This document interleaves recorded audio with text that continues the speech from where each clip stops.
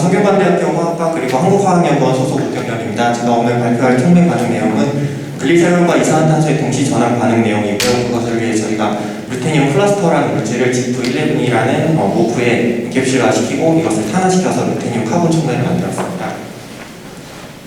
인트로덕션에서는 저희가 이 연구를 수행하게 된 이유와 관련 총매 반응을 설명드리고 저희가 전구체로 사용한 물질에 대해서 설명드리겠습니다. 결과로는 총매 분석 부분 그리고 총매 결과에 대해서 설명드리겠습니다. 이산화탄소 대기 중의 이산화탄소 농도 그래프입니다. 지난 지구 대기 중에서 지난 80년 동안 이산화탄소의 농도가 180에서 300 ppm 정도 유지됐었는데 산업혁명 이후로 저희가 화석연료 사용이 증가하면서 최근 416 ppm까지 증가하게 되고 이산화탄소의 온실 효과로 인해서 온도가 최근 1.1도까지 증가했다고 합니다. 그리고 2100년에는 1.5도에서 5도까지 추가로 더 증가할 것이라고 이제 예측이 되고 있습니다. 그래서 저희가 이를 해결하기 위해 하고 있는 기술이 CCUS 기술인데요. 이산화탄소를 캡처해서 저장을 하거나 추가로 활용하는 이제 기술입니다. 저희 화학이나 총매 분야에서는 추가로 CO2를 이제 다른 화학물로 전하는 컨버전 반응을 수행하고 있고요. 이산화탄소는 특히 이제 수소 조건에서 총매 존재하에 일산화탄소, 메탄올, 포름액시드 등의 화합물을 생산할 수 있고요. 저희가 다룰 물질은 포르믹 액시드입니다. 이것은 가죽이나 고무 인더스트리에서 많이 쓰이고 있고요. 최근에는 수소 저장 물질로도 많이 쓰이고 있습니다. 그런데 이산화탄소를 수소함에 있어서 수소의 이용 자체가 문제가 되는 게 수소를 생산하는 데 있어서 굉장히 많은 에너지가 필요한데요. 그래서 저희가 최근에는 수소를 대체하는 액상수소원에 대한 개발이 이제 예도가 되고 있습니다. 그 중에서 저희가 선택한 물질은 글리세롤인데요. 1995년까지 글리세롤 생산량이 10만 톤 정도밖에 안 되는데 최근에 2015년에 350만 톤까지 증가하게 됐습니다. 그것은 글리세롤이 바이오 디젤을 생산해서 바이 프로덕트로 나오기 때문인데요. 저희가 석유로 디젤을 만들지만 최근에 바이오매스로도 디젤을 만들 수 있습니다. 그랬을 때 알킬 이스터가 생성되는데 이게 이제 바이오 디젤이고 글리세롤이 10%로 부산물로 나옵니다. 그래서 이제 글리세롤이 전 세계적으로 오버 서플라이가 되고 있고 저희 글리세롤을 활용한 수소 공급원으로서 활용하고자 합니다. 글리세롤은 다양한 총매 반응을 위해서 정말 수많은 화합물을 만들어낼 수 있는데 저희가 타깃으로 한 것은 젖산입니다. 락티에시드는 이제 최근에는 폴리락티에시드라는 바이오디그레이더블 폴리머로 많이 각광을 받고 있고요. 컨벤셔널하게는 글루코스를 효소 반응을 통해서 젖산을 만드는데 최근 ES의 논문의 결과를 따르면은 이렇게 글루코스를 효소 반응을 통해서 젖산을 만드는 것보다 글리세롤로부터 만드는 젖산이 더 글로벌 워밍 포텐셜이나 이제 코스트 면에서 더 유리하다고 합니다. 그래서 환경적으로도 경제적으로도 글리세롤로부터 젖산 반응을 수행하는 것이 더 이제 유리합니다. 제가 수행할 동시전환 반응에 연관된 반응이 CO2 수소화 반응과 글리세롤 탈수소 반응인데요. 그것을 위해서 CO2 저희가 반응을 액상에서 수행하기 때문에 CO2가 물에서 어떻게 되는지 알아야 되는데요. 이산화탄소가 물에 녹으면은 카보닉 액시드 또 바이카보네이트, 카보네이트로 pH에 따라서 이렇게 존재하게 됩니다. 실제로 CO2 수소화 반응이 메탈 총매 조건에서는 일어나는데 액티브 스피시스가 바이카보네이트로 알려져 있습니다. 이런 CO2나 카보네이트는 거의 활성이 별로 없고요. 바이카보네이트가 수소화돼서 최종적으로 포름메이트가 만들어집니다. 그리고 글리세롤 탈수소 조건 반응은 글리세롤이 총매 존재하에 염기 조건에서 이제 탈수소 반응이 일어나서 락티에시드까지 가고요. 이 둘을 합치기 위해서는 합치는 반응이 저희가 동시전환 반응인데 CO2 자체로 쓸 수도 있지만 저희가 보통 포타슘 카보네이트나 바이카보네이트인 솔트를 CO2 소스로 쓰기도 합니다. 포타슘 카보네이트가 물에 녹으면은 이온화돼서 포타슘과 하이드록사이드가 되고 이것에 의해서 글리세롤의 탈수소화 반응이 처음에 진행된 다음에 바이카보네이트에서 이제 수소화가 진행되는 컨셉입니다. 저희가 사용한 물질이 모프 계열인데요. 모프는 이제 메탈 이온 또는 노드가 유기리간도와 결합하여 엄청 높은 표면적과 포러시티를 가지는 물질인데 그 중에서 지프라는 물질은 제올라이트와 유사한 구조를 가집니다. 이미다졸레이트에 의해서 나이트로전도 함유하고 있어서 탄화시켰을 때 나이트로전 독토카본이 만들어지기 때문에 요새 탄화해서 카본 물질로 많이 사용하고 있고요.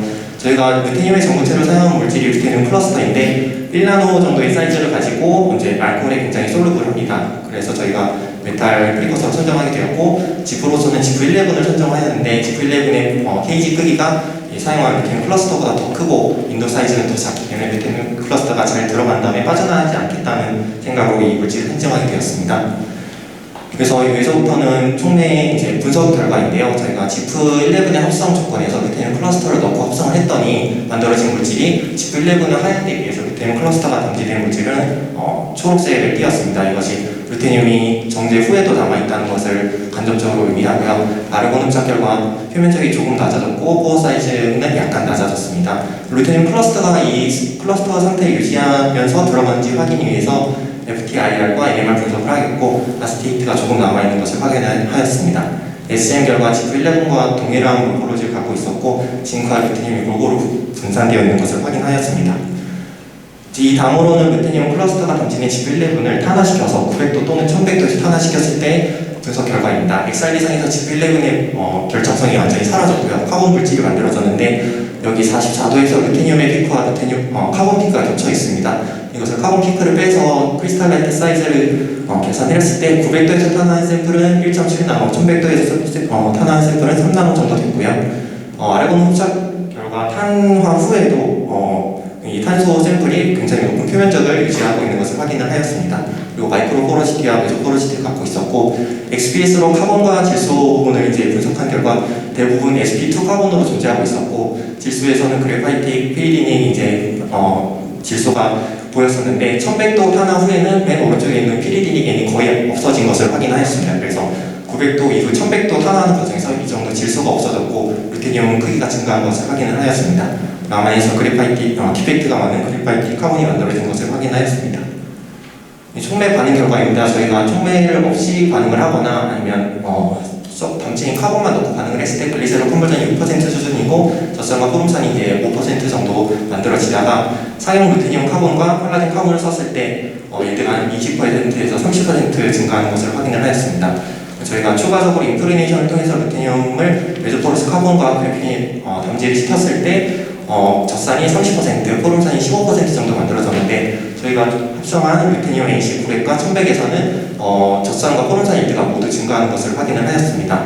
반응 조건은 220도에서 물과 포타슘 카보네이트 글리세롤을 넣고 반응을 했고요. 저 반응 온도를 봤을 때 180도에서 240도까지 증가할수록 글리세롤 컨버전과 젖산 일대는 증가하였는데 호름산의 일대는 35% 수준에서 이퀄리브를 형성하였습니다. 이것은 CO2 수소화 반응이 역반응인 폴메이트 디컴포지션 반응이 이루어졌기 때문에 이제 호름산의 한계는 이 정도인 것을 확인을 하였고요. CO2 소스에 대한 효과인데 포타슘 카보네이트와 소듐 카보네이트는 물에 녹였을 때 pH가 12 정도 됩니다. 그래서 처음에 OH를 만들면서 글리세롤 탈수 소화를 유리하게 해서 전체적으로 반응 성능이 좋았고요. 포타슘 바이코네이트는 pH가 낮아서 젖산과 호름산 일대가 조금 낮았습니다. 반응 농도를 변화를 줬을 때 글리세롤과 포타슘 카보네이트를 1몰 시작을 해서 점점 늘려갔는데 촉매를 저희가 0.2g을 고정을 했음에도 불구하고 젖산과 호름산 일대가 많이 증가하는 것을 확인을 하였습니다. 그것은 저희가 수행한 동시전환 반응에서 글리세롤은 수소 공급원으로 작용을 하고 CO2는 수소를 받는 역할을 하기 때문에 서로 시너지가 있는 효과가 있는 것으로 확인을 하였고요. 리사이클 테스트 결과 젖산과 호름산 일대가 거의 유지되는 것을 확인을 하였습니다. 저희가 추가적으로 TEM과 이제 제인스 엑삽스 분석을 하였는데요. 결국에는 900도 샘플과 1100도 샘플이 루테늄 상태가 어떻게 다른지를 확인하기 위함이었습니다. 지프의 모양이 잘 구조가 유지된 카본이 만들어졌는데 스텝 모드에서 약간의 메조 포어가 보였고 더 확대해서 봤을 때 900도 샘플에서는 한 1.6나노의 크기를 갖는 루테늄 나노파트끼리 있는 반면에 1100도 샘플에서는 2.6나노 또는 그 이상의 결정성이 뚜렷한 루테늄이 만들어졌습니다. 제인스 엑삽스 결과에서도 루테늄이 900도 샘플에 비해서 1100도 샘플이 더 이제 루테늄 결합을 많이 형성하고 있는 것을 보아서 이제 주변의 나이트로전과 이제 결합을 하고 있는 부분이 있지만 1100도 샘플이 더 메탈릭하고 크리스탈리니티가 강하기 때문에 활성이 더 좋은 것으로 해석을 하였습니다. 결과적으로는 이제 루테늄 클러스터가 인젝시된 지프11을 만들었고 이것을 분석을 통해서 지프11과 루테늄 클러스터가 구조가 유지되는 것을 확인을 하였습니다. 그리고 이것을 탄화시킨 물질의 분석을 통해서 루테늄의 사이즈와 카본의 특성이 조금 달라지는 것을 확인을 하였고 동시전환 결과를 수행했을 때 상용 촉매보다 더 좋은 활성을 나타내었습니다.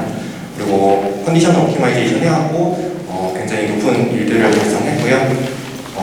결론적으로는 더 이 반응에 있어서는 루테늄 나노파티클의 크기가 더 큰 게 반응에 유리함을 확인을 하였습니다. 저는 지금 화학연구원에서 황영규 박사님 밑에서 연구를 수행하고 있고요. 성균관대학교 동현 교수님 지도 교수님으로 계십니다. 감사합니다. 네, 질문 있으시면 질문 하나만 받겠습니다.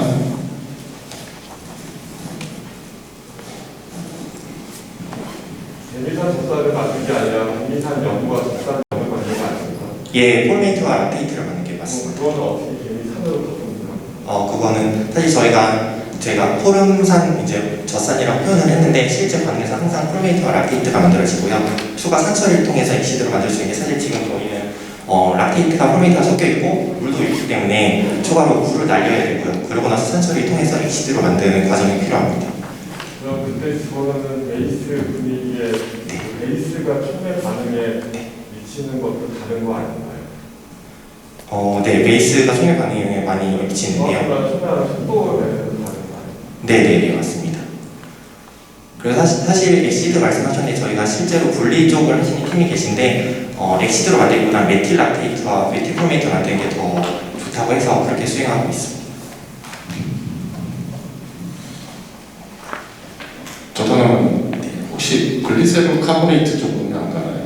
글리세롤 카보네이트는 굉장히 연구가 많이 되어 있는 분야인데요. 저희가 하는 목적이랑은 조금 달라서 저희는 하지 않습니다. 네, 이상으로 학생 모두 발표를 세션을 마치도록 하겠습니다. 수고하셨습니다.